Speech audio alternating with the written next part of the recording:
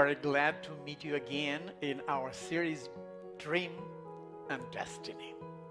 Yes, there is a dream ready to start unfolding in your life. God has a dream with you, with your own life.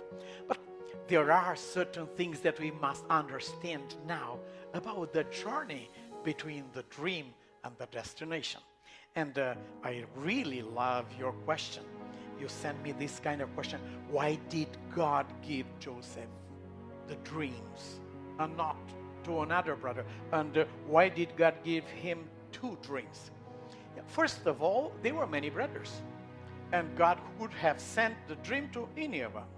But he doesn't do that. Because he doesn't entrust a calling or a mission just by chance to anybody. No, God has something in mind when he calls you or me or another one for a work or a different kind of work. It is something, and it is based on this kind of saving spirit Joseph had in his heart. He really committed himself to God for the salvation and the welfare of his own family and of his own life. And as a result of him developing this kind of spirit in his heart and mind, God sent the saving dreams to him. Yes, and you ask me why two dreams? Yes, it's about two dreams. I hope that you explore them in the scripture. The very first one, it's about Joseph in the midst of the field when he had his sheaf of wheat in his hand, and the sheaves of his brothers, they bowed down before him. He was so disturbed himself by the dream, but he still felt that there is a saving note in his dream. So in the gladness of his heart, because he was convinced it's coming from the Lord, in the gladness of his heart, he came and shared this dream with his brothers. We'll study about this a bit later. So God didn't send the dream to another brother because another brother didn't have this kind of spirit in his heart. He sent the right calling, the right mission to the right person. And we have some scriptural evidences of this. Nebuchadnezzar had a dream about the history of his empire, and Daniel explained the dream. But the cause of this dream was the fact that he troubled his mind with the question, what will happen after me? And Daniel tells him, as a result of the fact that you dedicated your mind to understand what will be after you, as a result, God sent the dream to you, not to another person, because that was the preoccupation of his heart. Jesus said, before receiving, you must ask for. So you may see the soul of this young man, his heart, literally praying and asking God to do his best for the saving of his family. And why two dreams?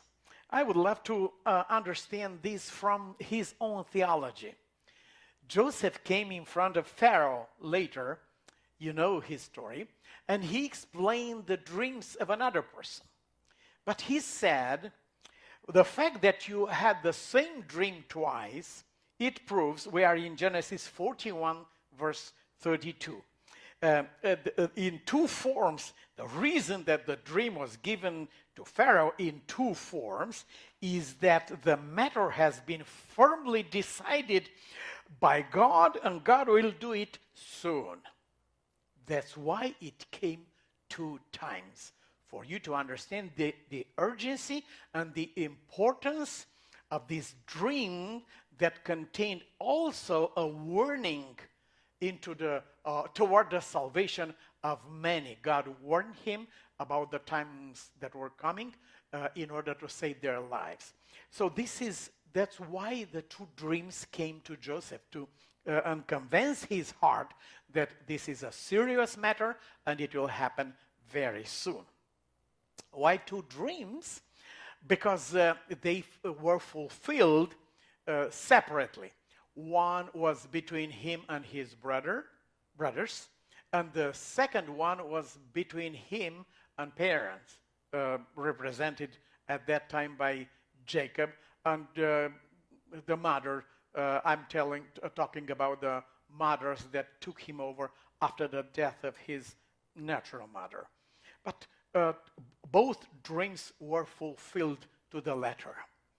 Yes, the brothers came before, and the first dream was fulfilled, and the father came later, and the second dream was fulfilled. I want you to understand that God will do everything for your mind and heart in order to make you understand the reality, the importance, and the urgency of cultivating in your hearts a saving spirit, both for your life and for the life of others around you. Of course, later we'll talk about the nature of these dreams, but for the time being, I want to say that it doesn't go just passing by in front of God. The fact that you have a desire in your heart to work for your own salvation, to spare your own lives from different hardships and problems, and also to help for the salvation of many around you. God saw that in your heart, and He is cooperating with you, and you are cooperating with Him in this absolutely greatest work that can be achieved in our short life on this earth.